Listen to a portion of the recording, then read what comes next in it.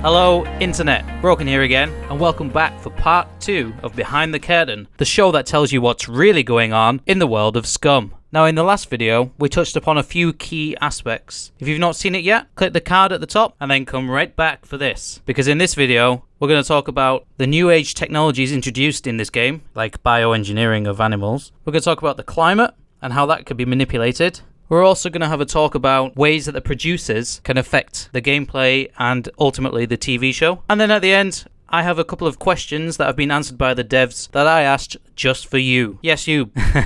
Okay.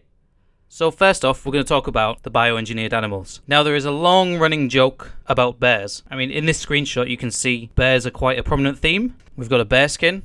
We've got a bear. And I think they've kind of left out the wolf who's outside the window. But are these animals really just animals? Or have they been bioengineered in some way? Okay, so from the law, it states that companies have invested large sums of money on bioengineering. Years of research and development have been spent to create special animal breeds for military purposes and attacks. These animals wear implants with the last generation of BCUs. So these aren't wearing the same BCU that you'll be wearing in the game. Maybe it has weaker security and there's less control over the actual actions of the animal. However, the animals have a natural body armor. Some even possess bioweapons, while others are genetically modified crossbreeds. The scary thing is, it's not unusual for these species to be tested on the island. The company will drop a few of those creatures on certain areas and leave them to cause havoc until they're dead. And each generation of these bio animals gets improved until the perfect killer is created. Now, I tried to dig out a quote from the developers, but I can't seem to find it. However, if you know where this is, link it in the comments and I'll pop it up here. But what they said was the game actually actively works to cause chaos. I mean, it wouldn't be a good TV show if it was just people getting along.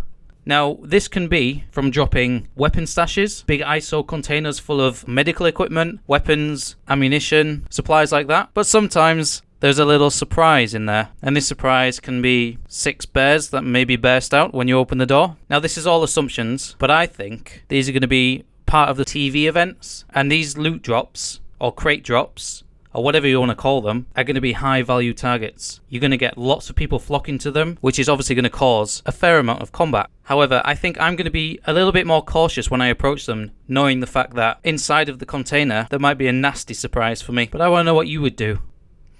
Okay, so another part of the law, it states that the puppets are upgraded with the new kind of software and are capable of performing more actions. And they specifically state group movement and action. This means that they can possibly carry out a large-scale attack on a certain area. They can route a horde of puppets to roam in certain directions. And these hordes can serve as moving walls that can block or redirect the prisoners' movements. They can even split large groups into smaller ones if necessary. So for me, this creates a crazy, constantly changing battlefield. And what I mean by that is you could have scouted out the best route to get from point A to point B, and you're heading that way. I don't know how sophisticated the AI is going to be in the game. However, if the AI learns that you take the same route to get from point A to point B, what's to stop them from putting a horde of puppets in the way? This makes you go a different way, and it just so might happen that it's towards another group's base. So that mission that you were going for supplies turns into a raiding party. It's good TV, that. And I think this is why this game is going to be such a dynamic and ever-evolving game. I mean, come on, the game is purposefully going to direct you to conflict. And if you're a lone wolf, it might just lead you towards a stronghold where you can practice your sneaking, your lockpicking, and maybe you can raid stealthily in a base. So I mean, there's scope for everyone there. One of the other parts of the law as well talks about the producers can also arrange control over the weather conditions. Most of the time they leave it how it is, but sometimes when it's necessary for the atmosphere, they change the ambient setting by pulling on the clouds and starting storms. I don't know how prevalent this will be when playing the game, but I think it plays well into the lore. And for those of you on roleplay servers in the future, or doing any machinima, then being host of the server will mean you can set it up to how you want. You could have that amazing sunset, or you could have hurricane season, and everything in between. But this links on to the next part of the law, which says large-scale disasters, such as forest fires, earthquakes and floods, can also be initiated at will. Even genetically modified pests, such as mosquitoes and killer bees, can be released on certain areas upon request. So again, this leads me from the producers being able to control the action to direct the players towards a location which will have some sort of conflict. And it will seem natural. You may realise that you've been funneled towards what may be a conflict, in which case that's good for you because you know something's coming. But if this is done correctly, naturally you're going to fall into the path of other players. which will make the game feel like there's always something new to do. You're always going to come across something whenever you play a session. And I think that's going to nail the replayability with this game. And it's one of the things that gets me hyped for the early access. But one of the things from that quote then, the genetically modified pests, mosquitoes and killer bees. Now, I don't know whether this means they're going to be huge bees, or it's going to be like a swarm of bees or something like that. And I don't even know what countermeasures you can release. Like, do you need to have a torch, as in like a fire torch, not a hand torch, so that you can swat them away? And also, what effect are they going to have? Are they going to have like neurotoxins as part of their bioengineering, which will affect your metabolism, it'll affect your perception, might even make you hallucinate? And then it also raised the question, can I catch these and harvest this neurotoxin to then tip it on a blade or an arrow or I don't know, something like a blow dart or something, if they're even in the game? Then we can start the psychological warfare. But that's more my hopes and dreams for the game. Now I could go on and on and on about this, but this video is already getting quite long, and I promised you guys some questions and answers. So it looks like this video is going to end up being in 3 parts, maybe more. Who knows? There is a lot to talk about. So on to the questions and answers.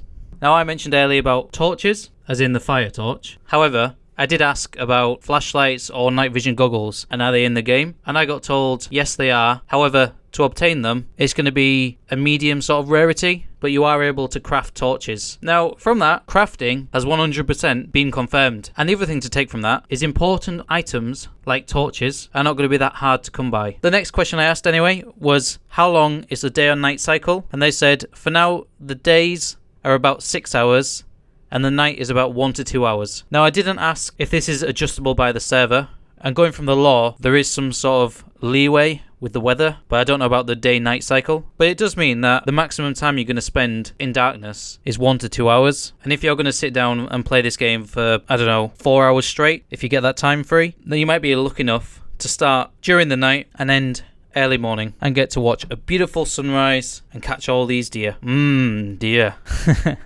Okay, so when I looked at this artwork, I noticed that the puppets were wearing riot gear. So I asked the question, can you take clothing off dead puppets and can you wear it? I even put, for example, the riot gear that's seen in that screenshot. And they said, yes, you'll be able to do that. And they might have other goodies in their pockets, which means when you're looting puppets or other players, be sure to check the pockets. There might be some good surprises in there. There was also a screenshot of these, let's call them shoes and be nice. But I asked, do they dry quicker than boots when they're wet due to the holes in the rubber material? And the answer was yes, as it would in real life. So then I got to thinking, what about the weight of the shoes then? Will this affect the stamina? And lo and behold, the answer was yes. If one is heavier than the other, it will consume more stamina. But I think you also have to take into account the weather in that area. Because if it's cold, it's going to affect you more wearing these Crocs or trainers, for example, rather than wearing boots. Because boots are going to be waterproof and keep your feet warmer. So I asked the question, what advantages do you get for wearing boots over trainers if they use less stamina or create less noise, etc.? And the response I got was actually quite useful. So they go on to talk about how water will affect the boots and trainers and make them heavier. However, trainers have less durability than combat or hiking boots. So this got me thinking, I'm going to have to start hoarding shoes. Maybe bring a spare pair with me when I'm going round. Because if my boots or trainers suddenly get holes in them and start breaking, then I'm going to be at such a disadvantage. And I really, really, really don't want that.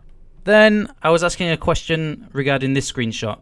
As you can see, there are a few throwable weapons in here. I asked, are ninja stars and throwing knives the only throwable weapons? Or can I use rocks, craft spears, etc.? And they said rocks and spears will be in there as well. So then I asked, can I retrieve them from corpses and the environment? Now, the response they gave makes sense from their design point, but what they said was they have not finalized that part yet. If there's logic behind it, then why not? So really what they're saying is, it's not something that they've thought about yet, but it may go into the game now the question's been asked. And then they went on to say, with each use, the quality and durability would more than likely decrease. So I think that they had a little think of it then and there about balancing, etc. So we might have got a new feature in the game there. Who knows? Only time will tell. Now, I have a list of other questions to ask the developers, which is going to be hopefully ready for the next video. But if you guys have got any questions, leave them in the comments. If I don't know the answer already, then I'll put them on the list. And then we'll see what we can squeeze out of these developers. I really hope they're watching this and get a little laugh about that. Right, well, before this video drags on too long, I'm going to call it there. But if you're as interested in Scum as I am, make sure you let me know. Hit that subscribe button, hit the like button, leave me comments, loads of comments, get all your friends involved. And if you want to be kept up to date with all the latest Scum information, or you just want to find a new bunch of friends to play games with. The official Discord server will be linked in the description, so make sure that you join it and you'll more than likely see me in there. Well, I've been So Broken. Thank you for watching, and I'll see you in the next one.